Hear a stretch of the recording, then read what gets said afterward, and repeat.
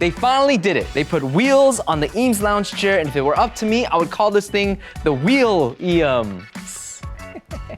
And if you ate a burger while you're inside of it, you could call it the Williamsburg. But no, they decided to call this thing the Mathias chair. This is the Mathias chair by a company called Eureka Ergonomic. Is it any good? Let's get honest.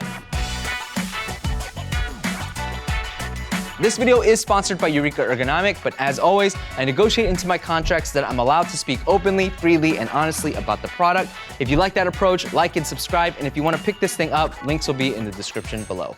Literally minutes before I started recording this video, I found out my friend owns this chair. I saw his business pictures on Facebook, and I asked him his thoughts because he's much more eloquent than I am. This is what he had to say. He's a poet, what can I say? Anyways, the Mathias chair is what you call an executive chair. An executive chair is just like an executive at any company. They look really good, but they don't do all that much. Executive chairs usually prioritize form over function. They're meant to make you look like a boss, and they use high quality materials, really cool design, big fat cushy cushions, but they're not all that adjustable. If you don't believe me, look at Herman Miller's executive chair. This thing costs over $5,000, but if you look at the adjustments, you literally only get height adjustment, tilt tension, and tilt lock. That's it. The Mathias chair follows the same formula, but it comes in at a fraction of the price of many other executive chairs, and I also think you get more functionality for the price. The aesthetics of this chair really do remind you of an Eames Lounge chair. You've got this wood here that's gonna be that molded plywood that you see on the Eames Lounge chair. This one is gonna definitely, I think, probably be more in the walnut category. It doesn't have a specific color, just as brown, but you can see that this is probably more of a walnut color. These arm pegs here actually really resemble what the Eames looks like with the two spokes here and a single spoke here. And then you've got this leather with the stitching that again, just echoes that Eames Lounge chair design language. They also included the iconic buttons on the headrest, the backrest, and the seat. And I thought I was gonna feel them, but I'm happy to report that I don't feel them at all. Let me get this out of here. I think the Mathias chair is shockingly comfortable, but let's start from the bottom and work our way up, breaking down the pros and cons.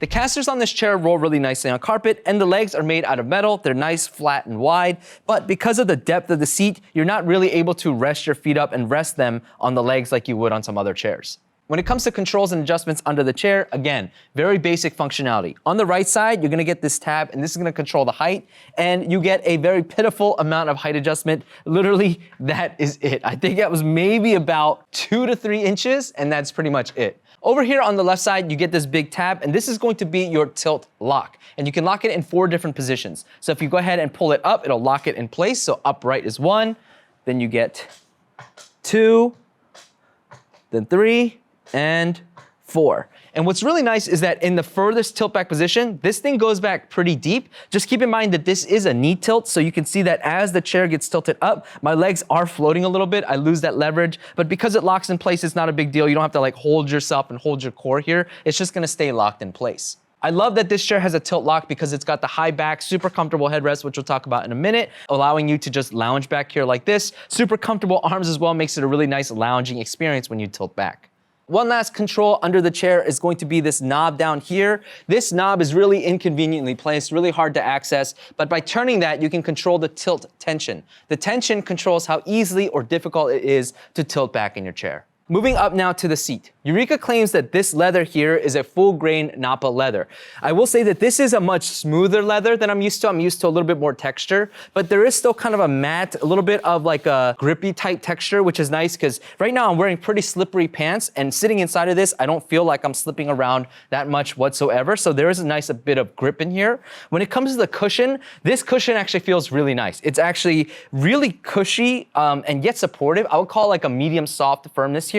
And because it's super thick, I'm 165 pounds. I never once felt like I was bottoming out on the seat cushion and feeling the hard bottom. So really nice cushion overall, feels pretty darn good. The seat is pretty wide, especially at the front here that's not impeded by the armrest, and you're able to open up in the chair pretty nicely. And what's cool is that you actually get more width inside the chair, again, especially in that front area, than it looks like. And that's because these armrests here, they actually have a little bit of a gap, and also the cushions here are a little bit thicker, but they're soft and easy to compress. So when you actually open your legs up, you actually get a little bit more space because of that cushion that compresses here.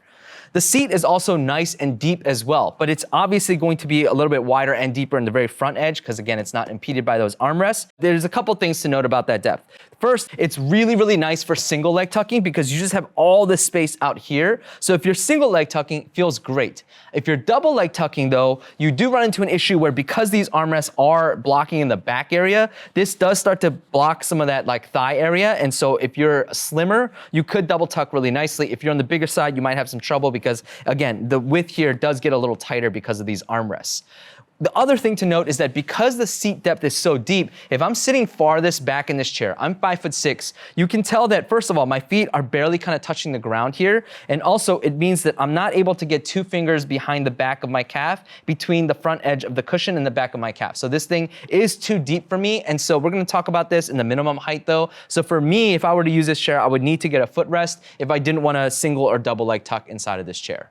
Moving up to the armrest, like I've been saying over and over again, like every other executive chair, these armrests do not adjust. And they're probably the weakest point of this chair if you're using it at a desk to do computer work all day. But let me first talk about these armrests and how it's made, right? So this leather here is the same leather found on the seat. It's got that smooth texture. It's got tons of cushioning and it's nice and plush. So it feels really good on the arms and elbows if you decide to compress into them. But because it doesn't move or adjust anywhere, it's not great for while sitting at a desk using a computer. So these are great because they're pretty high up for lounging, resting, just chilling like this. If you're on a phone call or you're on your phone or something like that, it can feel good for that. But at a computer, you can see that, look, these things just don't go very low to get under and out of the way. And when you're typing on a keyboard, they're way too far out for any person, even the widest person, to actually provide any kind of arm or elbow support while at the keyboard. Moving up now to the backrest. I really like how they did this backrest here, but first let's talk about the materials. Again, same leather here. It's got that soft feel, not really much texture here whatsoever. When it comes to the cushion, again, that same soft, medium soft cushioning here. And I love that they put a little extra in that lower back area so that for me, at least for my back and my back shape, it feels like it fits really, really nicely. And because everything is cushioned, there's no hard parts, especially in that lumbar area, everything just kind of like conforms and melts to my back shape. I really, really like that. And because they add a little extra in that lower back area, it does feel like I'm getting extra support in that lower back. When it comes to the upper area, nothing is curved inward, so I'm able to like really open that chest up, feels really good up here. And again, the edges are pretty soft, so nothing is digging when I pull my arms back like this. One thing to note is that in the most upright position, you can see that this backrest tilts back a tiny bit. So when I'm sitting in the chair, I do feel myself like a little bit further back than I would be in a chair that's able to go a little bit straighter. I know there are some people who swear on working like this. I would never work like this. This is actually my preferred tilted back position. So this is perfect for me, but something to keep in mind. When you tilt back inside of this chair, again, because everything is cushioned, going back here, it actually feels really, really good. Both my editor and I talked about how the headrest fits better in this position. More on that in just a second. But yeah, everything feels like it fits in that curve. Everything is cushioned. Everything kind of molds to you. Feels really great in this position. So let's go ahead and talk about this headrest. I personally really like the way that they position this headrest and the way they design this cushion here. I've seen some dumb decisions made on chairs, and if they put a hard stitch down here at the bottom of this headrest, or they put this headrest too forward in a position, then it probably would have ruined the chair, but I like how they didn't do either of those things. So look, this gap right here, everyone is gonna feel this gap to some degree, this bottom part of the headrest to some degree on their back. So when you sit back like this, I can feel that bottom part on the top edge of my shoulder here, but because the cushion is soft, I don't really feel anything. And if they had put a hard stitch there, that would be digging in. And I've seen some really stupid decisions made on chairs, so I'm really glad that's not there. And because the headrest, I think, is in a far back enough position that if I were to sit up and do work, like this is what I would be sitting like, it's just barely tickling the back of my hairs. And then when I wanna lean back like this, I do feel like it's in a natural position to catch me while I'm sitting upright. And then when you tilt back, that gap actually all but pretty much disappears.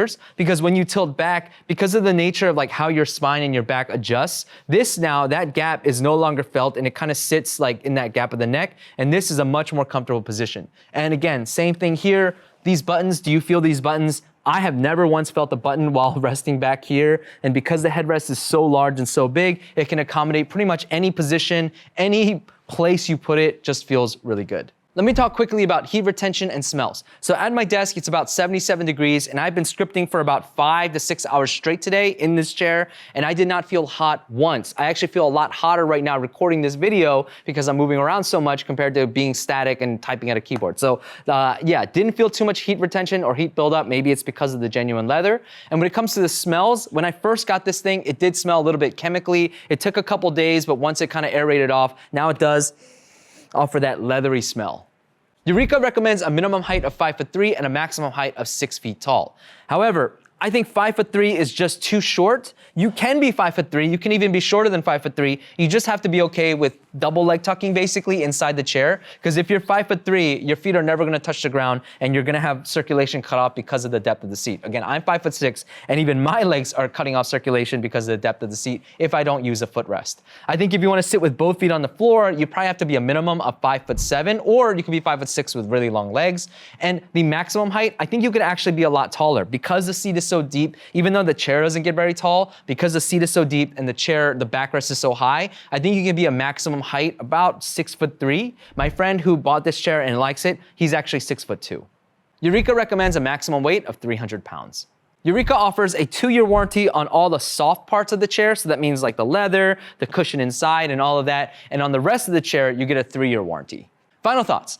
I thought the Mathias chair was going to be a meme chair, but I ended up liking this thing a lot, like a lot. As a matter of fact, controversial, but I think I like the chair variant, the WHEEL-EAMEs, better than the EAMEs variant over there. And this is not because it's a sponsored video. I genuinely like the way that this chair feels. Now, I think for most people, if you're at a computer working all day, 8 hours every day, I still think like an ergonomic chair is gonna be better for you. But if you're someone who really highly prioritizes aesthetics, or you're somebody who just sits here and there, not all day, every day, then I think the Mathias chair is a great executive option. Let me know if you would pick this thing up down in the comments, and until next time, stay honest.